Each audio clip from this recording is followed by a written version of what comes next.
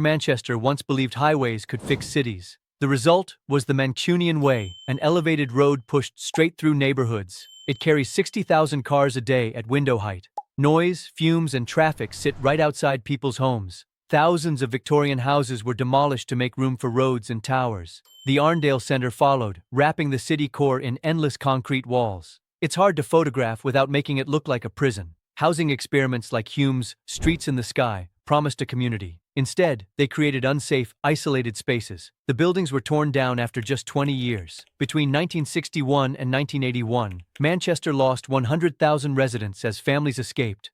Parking lots replaced neighborhoods. Walking became an afterthought.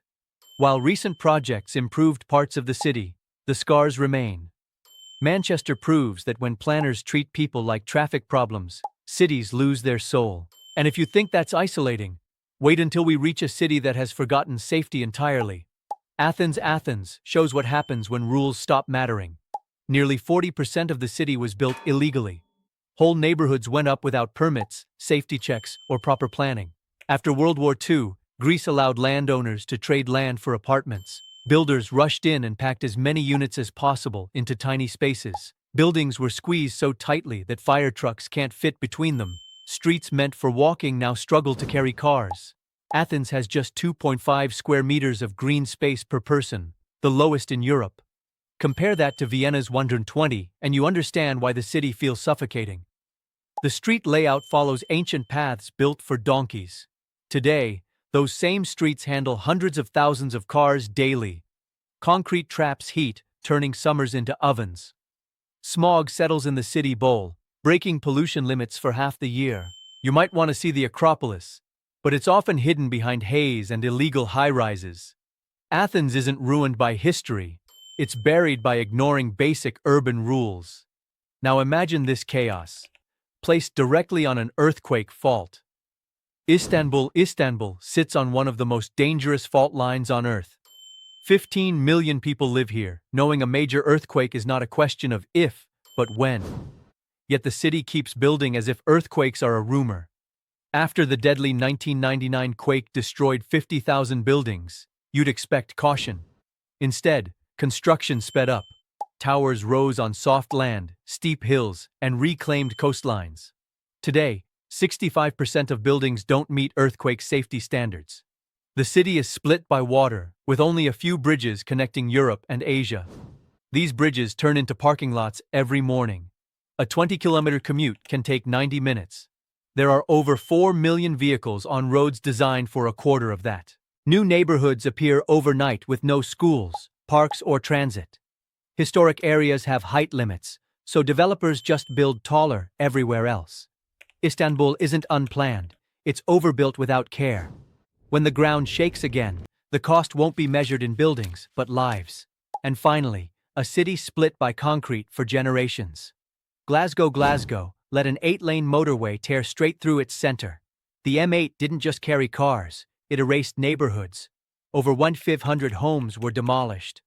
What's left is a hard barrier dividing the city in two. The road carries 150,000 vehicles daily past homes and schools. Noise levels break safety limits, but residents can't escape. Under the elevated sections, streets feel dark and empty. Businesses failed. Walking feels unsafe. When shipbuilding collapsed, the city tried tower blocks as a solution. Instead, they became symbols of failure. The Red Road Flats once stood 31 stories tall before being demolished in celebration. Glasgow lost a quarter of its population in 30 years. While recent regeneration helped parts of the city, the highway scar remains. Glasgow proves that when car-first planning meets economic collapse, recovery takes generations. And sometimes, cities don't collapse suddenly. They slowly rot. Charleroi is what happens when industry dies and planning gives up. Once Belgium's coal and steel powerhouse, the city lost most of its jobs in just 20 years. Instead of healing, leaders tore things down. Beautiful Art Nouveau buildings were demolished and replaced with heavy concrete blocks. At the center sits a massive shopping complex locals call one of Europe's ugliest buildings. It covers entire blocks with blank walls and dead streets.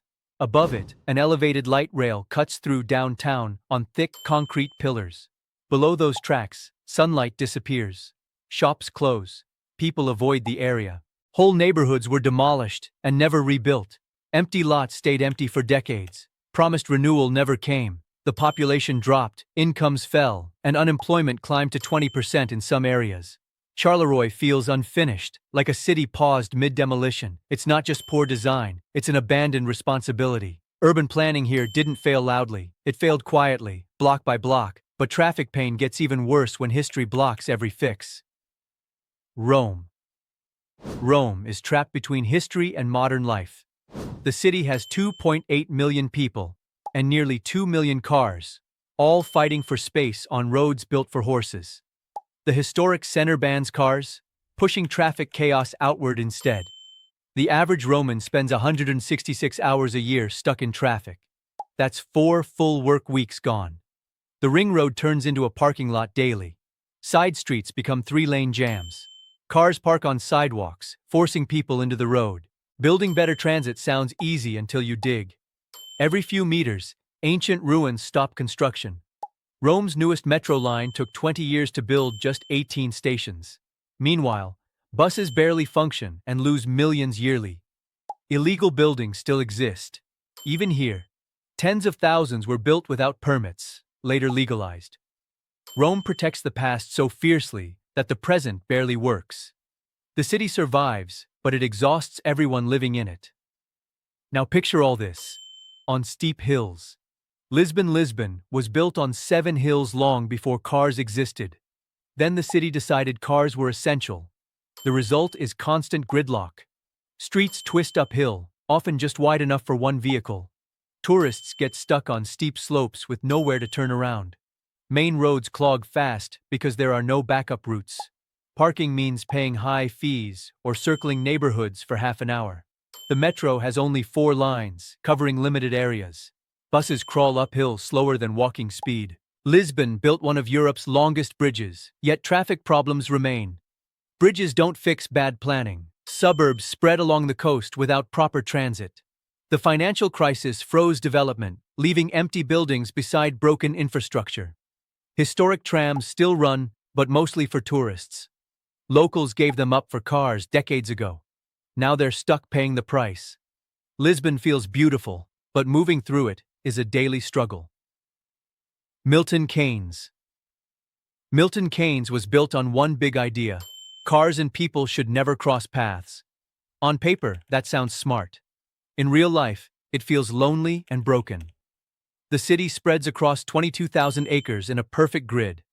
Roads sit 1 kilometer apart, built for fast driving, not living. Walking here means going underground through long tunnels that smell damp and feel unsafe. You don't walk with the city, you sneak through it. Stores are close on a map, but far in reality.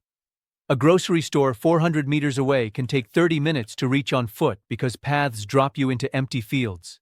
Meanwhile, driving the same trip takes 8 minutes. That choice wasn't an accident. It was planned.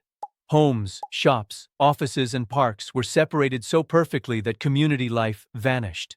The shopping center sits alone, surrounded by giant parking lots. After 6 p.m., the city goes quiet, not peaceful, empty. Milton Keynes proves that when you design for cars first, people come second. And cities without people don't feel like cities at all. European cities are praised for good design, but these prove failure is universal. If this felt personal, it's because bad planning steals your time, health, and peace. Comment your city below. Did it escape this fate?